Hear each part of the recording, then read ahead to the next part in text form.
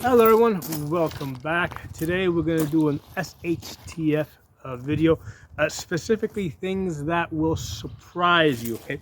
So number one, right, first item here, okay, it is never going to be what you expect, okay? There's so many ways that it can unfold, the timing, the place, arguably SHTF apocalypse may have already happened back in 2020. A lot of people lost confidence in the system after that election year. It could be that it's already begun, and it's just the nature of this particular SHTF is it's a very slow progression downwards. Okay. Or it might be something else. Uh, but the thing is that the main thing is it will never be what you expect it to be, and it's really hard to prepare for, because like you can prepare for a specific scenario, but then if something completely different happens, you're going to be completely unprepared. Okay, and if you try to prepare for all possible scenarios, well, you're not gonna prepare for any one scenario very well. Okay, so unless you are living like completely off the grid, like in isolation, it's really hard to prepare for SHTF. And even in that scenario, right, where you're living completely off the grid in complete isolation, in certain circumstances, you may not be prepared either. Okay, you might find yourself isolated. Especially if you're isolated and you have, let's say, a large army or large gangs moving through your area, you may not be prepared. So, so that's the main thing I want to bring out. It's never going to be what you expect, particularly with timing and place, and it's very hard to prepare for. Okay. Next thing, okay, that will surprise people about an SHTF type of situation. People eat a lot. Okay. People will be surprised how quickly they go through food. Okay. The most supermarkets probably have about 3 days supply worth of food. Okay. People eat a lot. Supermarkets are constantly being restocked. People are constantly going to the supermarket or wherever they get their food from. That's going to surprise people how much they eat. And even if you have a stockpile of food, you're going to run out. You're going to run out pretty quickly. Okay. Next thing. Okay. People get sick at the worst time. So no matter how well you are prepared, if you get sick at the wrong time, it's really hard to do things. If you got a fever and it's like, especially if you have other people depending on you, that's one of the things you gotta be. I mean, it just happens sometimes. People get sick at the worst time.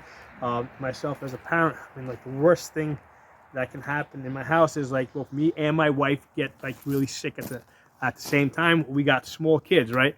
So it's really hard to take care of small kids when both parents are sick. So that's just like a kind of like a little mini example, but people get sick at the worst time. Okay. Next thing, cold is a killer. Okay. If you live in a part of the country where temperatures go down to freezing and below, let me tell you, cold will kill you. There's a reason. Okay, there's a reason why North America was sparsely populated before the Industrial Revolution. Okay, and you might say, "Oh, there were Indians here." Yes, but there wasn't that many. I mean, they were like, yeah. Granted, there were millions of Indians here, but there wasn't like hundreds of millions of Indians here. Okay, it is very hard to live in a section of the country where it is like at freezing or below freezing for a lengthy period of time, for like let's say 4 or 5 months out of the year. It's really hard, and what happens is if one piece breaks down, it tends to break down lots of other things down the line. For example, if your heater goes out, right, for whatever reason, okay, Well, what happens is if it doesn't get up and running really quickly, the pipes in your house start freezing up. Okay, so now you have another problem because even if you get the heater working, now your pipes are frozen up and they burst. Okay, so now you've got a plumbing problem. Okay, and now if you've got a plumbing problem, especially if you have a heater that requires water to run throughout the system, now you've got a heater problem again. Okay, so it tends to be circular like that.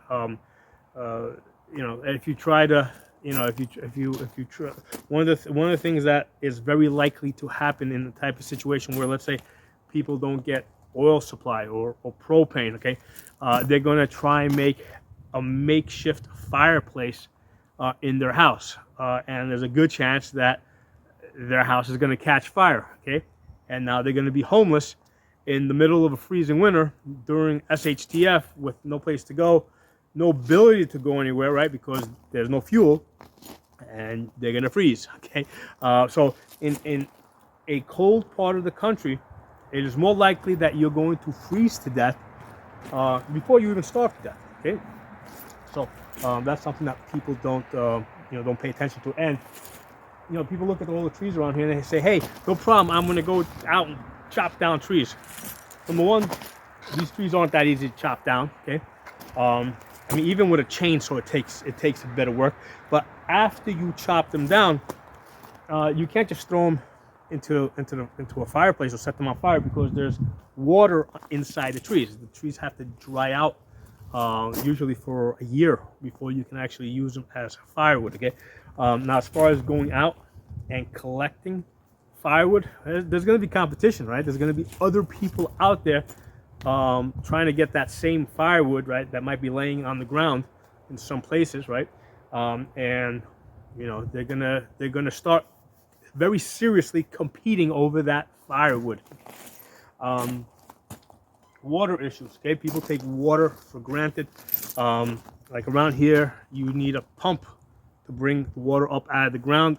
They generally work on electricity. Okay, so if your electricity isn't working, you don't have water. Okay, which means you also don't have septic, right? Because septic system needs water and it needs electricity to work.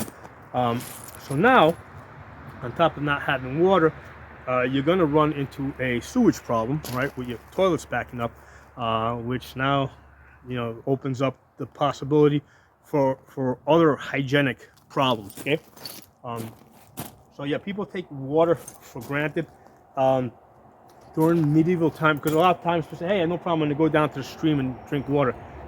That'll get you sick. Okay, the streams, the water, they're full of parasites.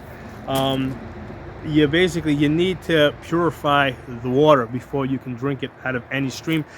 And that's why, like historically during medieval times and ancient times, people developed brewing. Okay, brewing was a process of purifying the water, right? Because the heat treatment and plus the yeast turning into alcohol, right?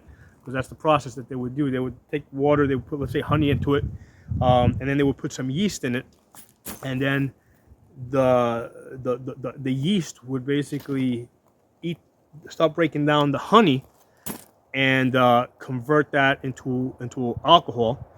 And what would happen is, as the alcohol content goes up, that would kill off the yeast. Okay, so that's how, so that's at the point where this now sterilized water was drinkable. Okay, so there's a reason why during medieval times, people basically drank spirits, lightly alcoholic water. Okay, so next, hunting is not easy. A lot of people say, hey, they're gonna go out and hunt. Okay, number one, you talk to hunters in the hunting, like I got deer all over the place here, right? Except during the hunting season. Hunting season, they all disappear. Okay, they know it's hunting season. But aside from that, you're gonna run into other problems. You're gonna run into issue of because remember, there's only so much meat out there. You're gonna run into people competing over territory, over hunting territory, and again, that is going to very quickly escalate into a little mini war over hunting grounds. Okay, so yeah, don't think that you're just going to go out there and hunt other people's lands. Okay, and if you go into public lands, they're going to be very hotly contested. Okay, even your own land might end up being very hotly contested. Okay, if you've got anything there that is edible. Okay, so hunting is not going to be as easy as you think, and you probably got a better chance of trapping small animals. Okay, but again, you got to be set up for that. You got to have some experience doing that. Okay, so again, so the main point there, hunting is not as easy as people think it is, especially people that haven't done it before. Okay? Okay. This is one of my favorites. People that say that they're gonna grow food. Okay, I got 2 tractors. Okay, I can tell you guys, growing food is not that easy. First of all, you gotta plant at the right time. The right time is in the spring. Okay, and the problem is it has to be. There's only so many good planting days because in the spring it rains a lot. So you need the ground to be dry enough in the spring, okay? You know, when it's like constantly raining, dry enough so that you can work the soil and plant, okay? And then other issue that you're gonna have is animals like to come in and eat whatever you plant, okay? And also, you also have to be able to defend that land because other people might want to come in there and get that. And here's the thing, if you're doing this for the first time, again, there's a timing issue and there's an experience issue. You're not going to have a successful crop the first time you try to do it, okay? Or even the second or third or fourth time. I've been doing this for 10 years. You know, there's a tremendous learning curve, okay? And the way it works is like once you work the dirt, you plant whatever you plant, it takes like almost the whole summer for you to figure out if you're going to have a successful crop or not. So it's like at the end of, let's say, by July, right? You can't just look at it and say, oh, okay, this isn't going very well. Let's start again. Now it's the wrong time of season. That window, that preparation window has now passed. Okay, so you know, you can't, if things don't happen when they're supposed to happen, they're not gonna happen. Okay, so that's one of the things with planting. The other thing is, people assume that, hey, they're going to be able to plant a wide variety of things, and different things need to be planted differently. You know, the ground has to be worked differently. So even if you do have a successful crop, like, okay, let's say here in Pennsylvania, okay, I can get corn to grow in Pennsylvania, but it's like almost the only thing I can get to grow. Okay, so you know, that's a very limited diet. Okay, of being able to eat just the one type of plant that you plant. Okay, so yeah, you definitely need experience with planting or hunting or any of these things. You're not going to be able to get anything to work successful the first time you're doing it. Okay. Okay, travel is going to be very dangerous. One of the things that I hear a lot, people say, hey, but especially people that live in the city, and they're like, oh, if SHTF, I'm going to leave the city. Okay, where are you going to go? Okay, anywhere you go, you are not going to be welcome. Okay, even if you have, let's say, a house already set up somewhere out in the woods, you're really not part of that society or that culture, and they're gonna see you as an outsider. And again, a situation where even if you do manage to successfully travel, right? Because number one, you're gonna run into an issue with fuel. If it's a sudden SHTF, whatever fuel you've got in your tank is all the fuel you're gonna get. Okay, so you gotta figure out how far that's gonna get you because there's no refueling. And the other thing to consider is that other people trying to get out of the cities, right, or trying to get on the roads, they're going to run out of fuel in the highways, which means that these cars are now going to be out of gas and immobile, and trucks are going to be immobile on the highways, and now everything is going to be blocked off. And now you're in a situation where you're like out in, you know, you're in an area where you don't have any food, you don't have anything, and you're just stuck there. Okay, and everybody else is going to be in a very similar situation as you. Nobody can help you. Okay, nobody. People cannot help each other in that type of situation. You know, and who knows how things are gonna go. Okay. So yeah, and even if you are able to travel is going to be very dangerous. Okay, you know, people are going to be, you know, looking to take advantage of travelers. Okay. Okay, any machines that you have, okay, you can expect that they're going to run out of fuel and break down. Okay, and you know, I've done, you know, I've got lots of equipment, tractors. I've had trucks with snow plows on them.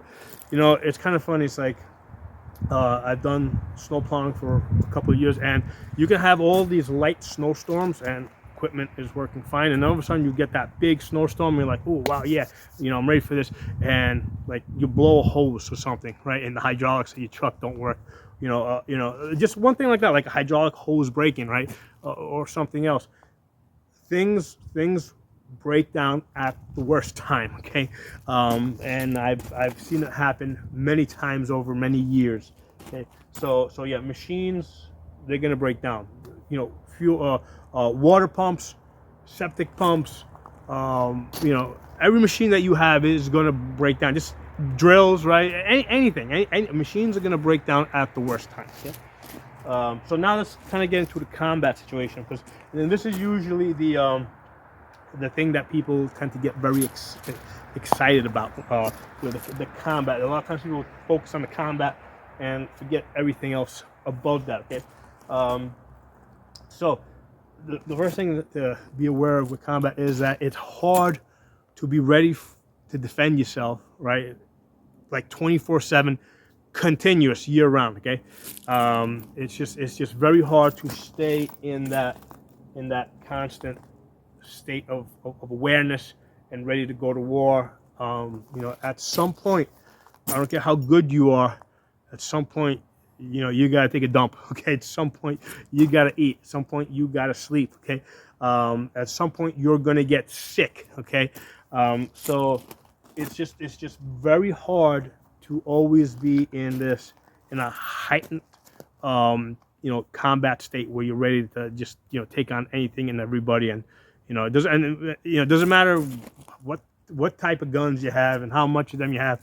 It's just very, because remember, it doesn't matter what you have. If you get ambushed, right, and you don't see an attack that's coming, I mean, you're dead. I mean, you know, a guy with a 22 can take you out. Okay, if you don't see it. So it's very hard to be like constantly on guard and ready for war, because again, like we said earlier, you have no idea what SHTF is going to be like. A lot of times people assume that it's going to be quick and fast over in a couple of weeks, or it's going to be like, you know, like they're going to have a clear, like they're going to know, okay, oh, we're in SHTF. More likely scenarios that you may not even know that you're in SHTF. Okay, or it might be happening in one part of the country, but not in another, and they might kind of sneak in. So it's just always hard to always be ready for anything that might happen. Okay. Okay. Now, other combat thing. Okay. Rain and mud. Okay. People are not, you know, because a lot of times people will say, okay, they're ready for snow, they're ready for you know, heat, but a lot of times people don't realize what rain and mud is and what it does. Okay, and you know, I got tractors. Anytime you break dirt, okay, anytime you disturb the ground and it rains, you're gonna end up with a mud pit. Okay, especially if you're in an active war zone and you've got like artillery and stuff's going on. You know, not necessarily stuff that, even if you're not directly involved, but let's say you gotta travel through that area or you live in that area.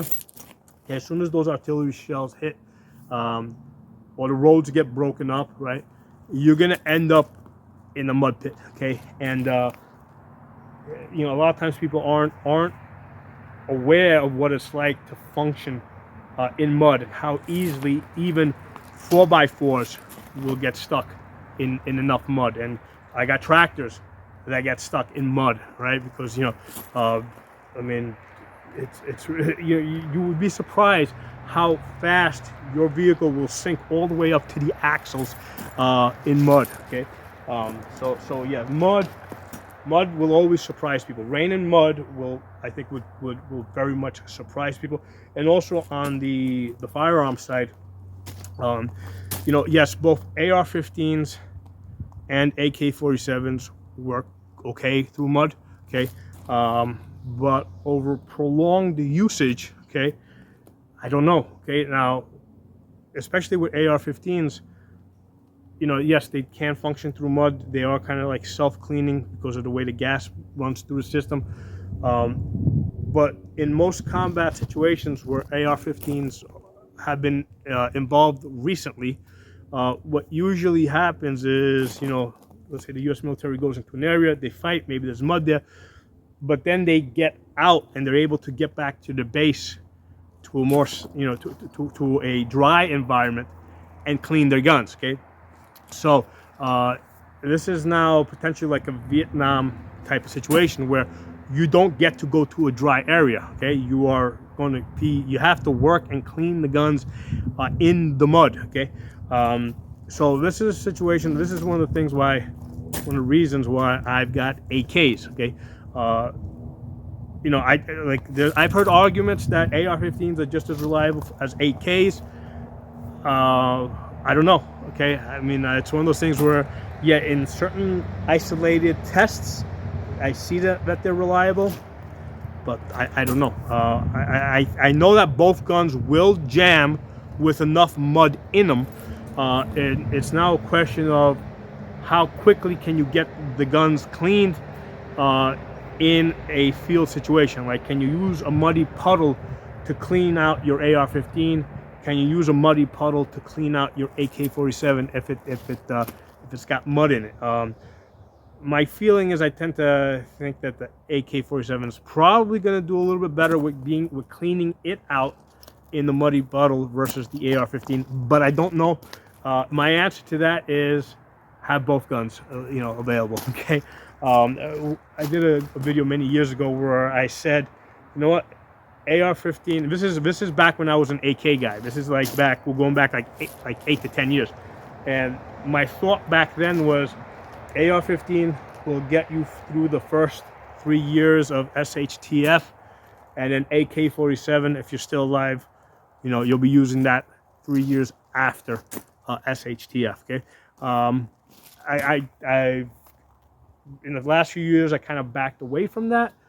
But lately I've seen a couple of videos coming out of Ukraine and Russia, and I'm kind of leaning back towards that, leaning back towards that idea of, like 3-4 years into SHTF, you may be, looking for an AK-47. Don't know, but anyway, just something to be aware of that I think people underestimate: rain and mud. Okay. Okay, and this is the other thing with regards to combat situations. The uncertainty of good, bad, and law, okay?